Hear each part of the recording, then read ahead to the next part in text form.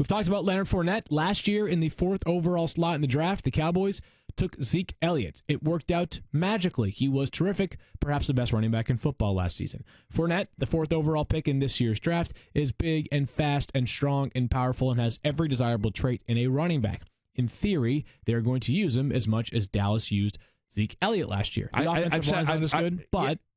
Yeah, correct. Go ahead. Go ahead. No, but I was going to take it off from there. What I was going to say, the offensive line isn't as good as Dallas's because so few in the NFL are, but it's not a terrible offensive line. 9th in yards before first contact per carry last season. They just couldn't have sustained drives, and the running backs that they were blocking for struggled somewhat last year. So I think they'll be okay here, and I've mentioned this before, but I was at the NFLPA rookie premiere. They invited me. Thank you to the NFLPA. They're great friends of fantasy. And I went and I interviewed Leonard Fournette.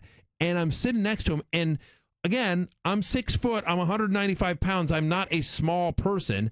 Not that I'm huge, but I'm like, whatever. I'm 6 foot 195, and I felt so tiny. You've been lifting.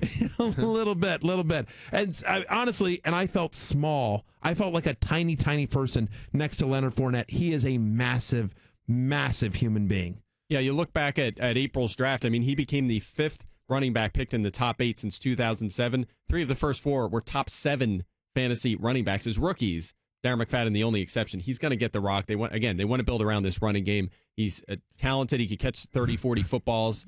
Right. I mean, and there were reports out of Jacksonville that he's splitting with TJ Yeldon. He's going to, ignore stop it. All that's ridiculous.